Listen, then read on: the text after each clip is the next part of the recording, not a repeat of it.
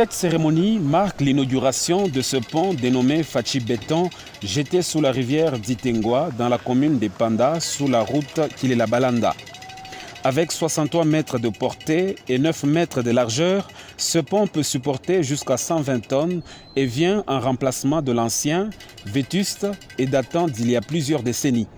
Ce pont ouvre la voie à plusieurs autres travaux, dont la pose de l'asphalte sur la route Likasi-Kilela Balanda jusqu'à la frontière avec la Zambie pour permettre ainsi à la deuxième ville de la province du Haut-Katanga d'avoir une porte d'entrée et de sortie vers l'Afrique australe. Dans son adresse à la population en liesse venue pour saluer cette action réalisée grâce à la redevance minière perçue par la commune de Panda, le gouverneur a évoqué plusieurs actions de développement en faveur de la population de la ville montagneuse.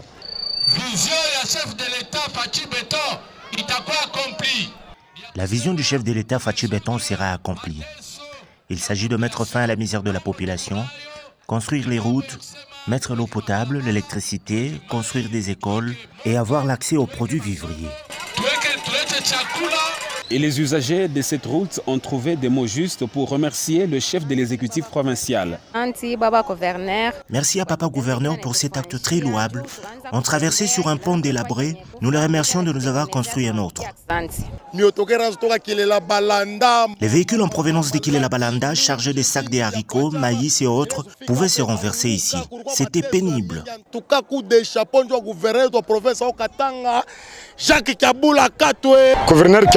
Le gouverneur de province Wandani a fait une très bonne chose. On avait du mal à traverser sur l'ancien pont qui prenait que des petits véhicules. Mais l'actuel prend même des poids lourds. Bien avant l'étape du pont, Jacques Kiabula Katwe avait lancé les travaux de réhabilitation et de modernisation de la route Panda. Il faut signaler qu'avant de terminer sa journée, l'autorité provinciale a inspecté quelques chantiers routiers dans la commune de Chituru, où Jacques Kiabula Katwe a également communié avec la population.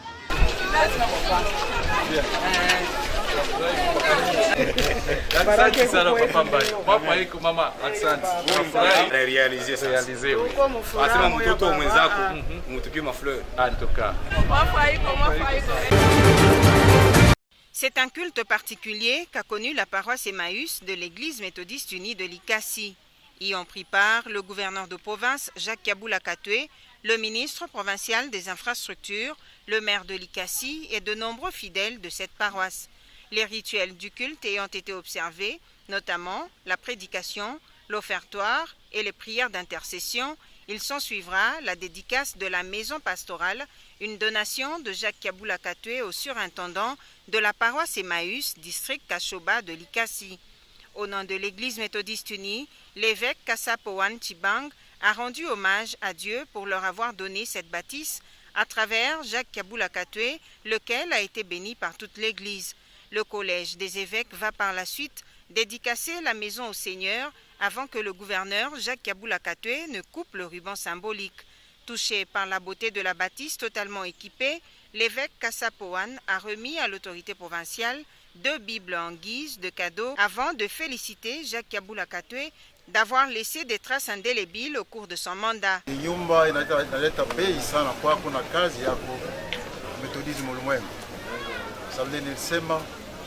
Presente nyumba hii kwa Amerika, mabiro yetu na waleta salamu kusema endelea kulombea, endelea kufanya makazi safi, sababu Mungu ule unaamini ni Mungu anapenda kusaidia watu, kusaidia population. Nawaza Likasi ni fazia. Kama ilipendeza mimi kuchagua tena sa gouverneur, nitafuta kupatia tena 30. Le gouverneur de province a pour sa part remercié les fidèles pour leur soutien spirituel qui l'aide à réaliser les œuvres sociales et autres en faveur de la population. Mungu ndio alisaidia tufike tu hii resultat na tunampigia asante sana na tunampigia asante kwa maombi ile tunakuwa tunatuombea. Tunaweza kusema wakati wote kanisa inatukumbuka juu Mungu atusaidie tuweze makazi yetu. Mafaiko sana. C'est dans la joie et la convivialité que tout s'est clôturé. L'évolution rapide des chantiers suscite la joie de la population bénéficiaire comme ici à la Kenya où les jeunes accourent, félicitent et escortent leur gouverneur jusqu'au stade Kibasa Maliba New Look. Jacques Kiabula Katwe, accompagné de quelques membres de son gouvernement, a constaté que la quasi-totalité de l'aire de jeu achevée est contournée par une piste d'athlétisme. Les pourtours et les tribunes ont déjà reçu leur siège et le premier marquoir informatisé est déjà fixé.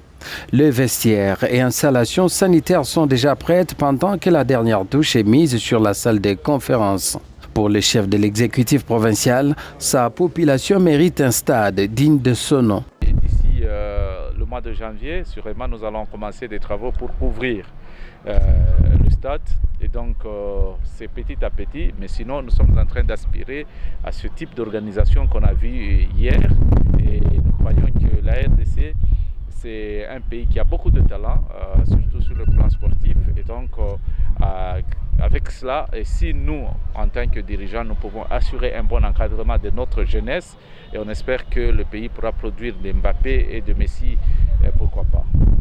Un peu plus loin de là, c'est la population des quartiers Kasungami et de Katuba 3 qui reçoit celui qui leur construit un pont de 75 mètres devant relier les communes de Katuba et annexes.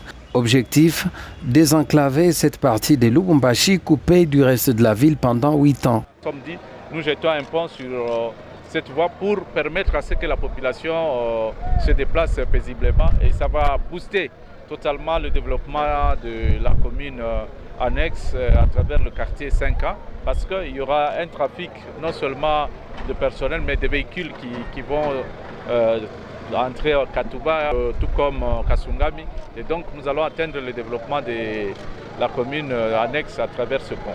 Il ne reste plus qu'un support à construire sur les 5 prévus. Le projet comprend également une route en asphalte de 1 km. Les chants, cris et calicots improvisés par cette population bénéficiaire ont salué les passages de Jacques Kiabula Katwe dans cette partie de la capitale du cuivre. Au cours de cette séance pédagogique, il était question pour la secrétaire exécutive de la Commission électorale nationale indépendante, Fabienne Mukulumoya, de faire connaître au vice-gouverneur Jean-Claude Kamfwa Kimimba et aux membres du gouvernement provincial l'état d'avancement du processus électoral en RDC.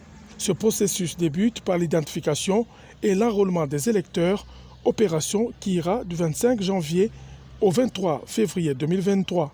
À ce jour, la CENI est presque prête à lancer les opérations et tout est mis en marche pour l'organisation des élections, a affirmé la secrétaire exécutive de la CENI au niveau du Haut-Katanga. Fabienne Mukulumoya a sollicité l'implication des acteurs politiques dans la sécurisation du bureau d'enrôlement et la sensibilisation des électeurs à se faire enrôler car la cartographie a déjà été faite et la province du Haut-Katanga compte quelques 551 centres au lieu de 389 dans le passé. Lubumbashi en compte 118, Likasi 33, Sakanya 59, Pweto 79, Mitoaba 62, Kasenga 65, Kambove 75 et Kipushi 53. 951 kits seront déployés dans les centres en raison de 2 ou 3 kits par centre selon la demande. Tout cela pour l'organisation du scrutin direct du président de la République, les députations nationales et provinciales le 20 décembre 2023 et des conseillers municipaux. Une simulation d'enrôlement a été faite pour montrer la performance des kits mis à la disposition de la CENI par le gouvernement congolais. Fabienne Mukulumoya. Et nous, déjà demain, nous commençons les différentes cascades de formation. Et c'est par rapport à ça que nous avons estimé qu'il était important, dans le cadre de la sensibilisation des électeurs dans cette opération et de leur mobilisation, d'informer déjà l'autorité provinciale pour qu'ils s'impliquent également dans cette sensibilisation des électeurs. Nous avons amené le kit qui va nous servir pour enrôler les électeurs et en vue de le présenter à l'autorité provinciale. Nos compatriotes nés à partir du 30 décembre 2006 seront aussi enrôlés puisqu'ils auront déjà atteint leur majorité lors des élections de décembre, a confirmé la secrétaire exécutive de la CENI au Katanga. Avec la délégation de Ségus RDC, tout a tourné autour du déploiement du guichet unique du commerce extérieur dans la province du Haut-Katanga.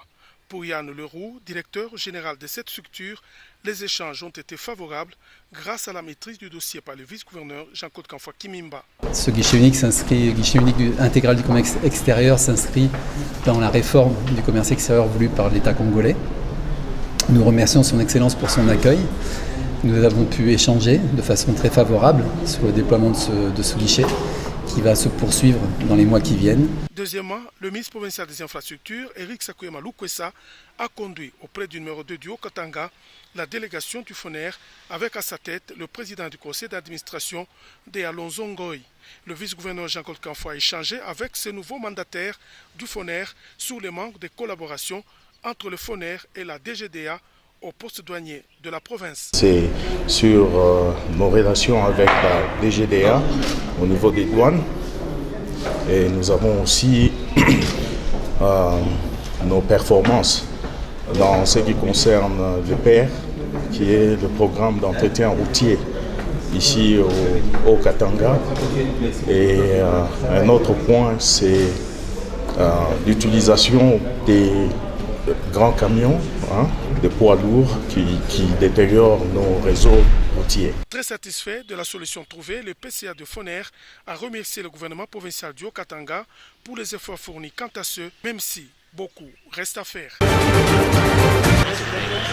La série de visites des divisions et services sous la tutelle du ministère provincial des infrastructures du Haut-Katanga s'est poursuivie ce mardi 20 décembre 2022 à la direction provinciale de l'Office des voiries et drainage. Le ministre provincial des infrastructures, Eric Sakuyama Lukwesa, a été accueilli à son arrivée sur place par le directeur provincial des données à Boula et les agents. Le ministre provincial a visité différents bureaux, puis, sous la conduite du directeur provincial, l'atelier composé d'engins en panne dans l'enceinte de la direction provinciale. Eric Sakuyama revient sur les raisons de cette visite à l'Office des voiries et drainage au Katanga. L'OVD aussi a des problèmes, entre autres des problèmes de matériel, qui est un problème récurrent.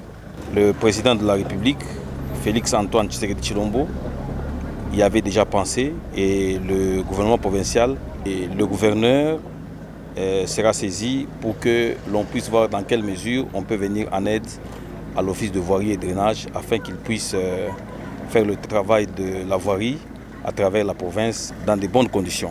Par la suite, Eric Sakuyama effectuera une descente d'inspection sur la route Kilobelobé au quartier Naviundu dans la commune annexe. Ici, 350 mètres de chaussées ont déjà été asphaltés et les travaux sont à l'étape de la couche des bases sur la partie restante. Satisfait, le patron des infrastructures en province appelle la population de cette partie de la ville de Lubumbashi à la patience. Nous sommes venus voir les travaux que l'entreprise GMF est en train de faire. Je crois qu'aujourd'hui je suis satisfait de l'avancement des travaux que l'entreprise est en train de faire sur ce chantier. Et nous les encourageons et nous demandons à la population de continuer à soutenir le président de la République et son Excellence le gouverneur Jacques Yaboula pour permettre à ce que les travaux en province puissent bien évoluer. Donc ces travaux sont financés par le gouvernement provincial sous la conduite du gouverneur Jacques Yaboula Katwe qui tient à relier le centre-ville à la périphérie de la capitale du cuivre. Ouverture du marché avec Dieu, c'est le thème central de la conférence et exposition qui se tient dans l'enceinte de l'église La Borne. La cérémonie d'ouverture de ces assises a été présidée par le ministre provincial de l'Agriculture, Joseph Ars Kayumba, représentant de son collègue des Finances. Le pasteur Guillamani de l'église Parole Éternelle a donné les objectifs poursuivis, notamment à inciter les chrétiens à créer des petites entreprises afin de contribuer à l'essor de l'économie de la province du Haut-Katanga. Nous avons la clé du succès dans tout ce que nous entreprenons. Bien souvent, les chrétiens ont une sorte de réaction tardive. C'est lorsque le monde a fait quelque chose que les chrétiens se réveillent, soit pour juger, repousser, ou pour juger, apprécier, embrasser et se mettre à courir après. Il faudrait que cette tendance-là change, que les enfants de Dieu puissent aussi être des initiateurs. Pour sa part, le ministre provincial de l'Agriculture, Joseph Ars Kayumba, a félicité les organisateurs avant d'interpeller les participants à capitaliser ces assises pour le développement économique de la province. Je voudrais formuler le vœu que cette initiative de l'Église renforce au sein de la province le renforcement de l'économie et du développement de l'entrepreneuriat pour le bien-être du peuple congolais en général et au Katangais en particulier. Mesdames et messieurs, j'attends de cette conférence un renforcement des capacités de chaque participant en rapport avec la promotion de l'entrepreneuriat en vue de la transformation de l'environnement au Katangé en richesse afin de contribuer à la croissance de l'économie de notre province. Juste après, Ars Joseph Kayumba, accompagné de la commissaire provinciale en charge de l'emploi Angélique Kyungu, a visité quelques stands où les produits locaux sont exposés. Notons que ce forum des 2 jours des entrepreneurs chrétiens vise à pousser ces derniers à la création des petites et moyennes entreprises. 3 jours ont suffi aux administrateurs des territoires, aux conservateurs des titres immobiliers, chefs des divisions du cadastre, aux chefs coutumiers et agents de l'administration des affaires foncières pour tabler sur différentes questions qu'ils ont traitées dans les panels. Les participants ont formulé quelques résolutions pour ramener de l'ordre dans ces secteurs, comme le souhaite le gouverneur Jacques-Abula Katoué, qui s'est engagé à appuyer les affaires foncières pour le progrès, le développement et la modernisation de ces secteurs. L'engagement de l'autorité provinciale vise à mettre aussi fin, si pas définitivement, aux différents conflits, du moins les réduire à 90%. Dans ce mot de clôture, la commissaire provinciale Cécile Kalaba a remercié le président de la République, garant de la paix, sans laquelle ce séminaire n'aurait pas eu lieu. Elle a par ailleurs invité les différents agents et cadres des affaires foncières du Haut-Katanga à s'approprier les résultats de cet atelier tout en mettant en garde les brebis galeuses. L'heure de la distraction est finie, a-t-elle déclaré. Ces assises ont été sanctionnées par la remise des brevets à tous les participants. C'est la salle à Roupé qui a servi de cadre à cette journée de réflexion qui a réuni plusieurs professionnels des médias, pasteurs et dirigeants d'entreprises médiatiques. Cette rencontre a eu pour thème la responsabilité sociale des journalistes au vu de l'éthique professionnelle prônant la vérité selon Dieu. Dans son mot de bienvenue, Blandine Niaba, directrice générale d'Héritage Télévision et organisatrice de ces assises, a peint un tableau sombre de la vie du journaliste congolais en général et au Katangé en particulier. Cette rencontre se veut être un moyen de promotion des journalistes, souvent devenus objets de critique. Dans sa prise de parole, l'autorité de l'emploi, travail et prévoyance sociale en province, Angélique Kyungu, a dit être informée du traitement salarial des journalistes et a par ailleurs rassuré de l'engagement à sauver l'emploi des journalistes. Nous reconnaissons que les journalistes font face aux difficultés d'ordre professionnel concernant leur traitement salarial. Et nous profitons de ce moment pour rassurer notre engagement à ne ménager aucun effort pour agir afin de sauver les emplois dans les médias et soutenir l'information en tant que bien public. Que nous appelons les entreprises médiatiques et les membres du gouvernement à travailler pour sauver les emplois, investir dans le journalisme et soutenir les professionnels les plus précaires. Cela pourra répondre aux attentes de son Excellence Monsieur Félix Antoine Tshisekedi Tshilombo, président de la République, chef de l'État, et aussi à Monsieur Jacques Kaboula, qui est le gouverneur de la province. Dès la prochaine année, une tournée dans les chaînes de télévision va commencer, a annoncé Angélique Kyungu. Au cours de cet entretien, le commissaire provincial au transport Robert Kawissa a tenu à rappeler à ses interlocuteurs l'ordre dans le secteur des transports afin d'éviter des accidents de circulation en cette fin d'année. Le directeur des ressources humaines de Classico Transport, Trésor Wekama, a rassuré de respecter toutes les instructions données par Robert Kawissa. Et je pense bien que nous allons encore plus améliorer qu'il n'y ait pas ces statistiques-là des accidents l'année qui va venir ici, l'année 2023.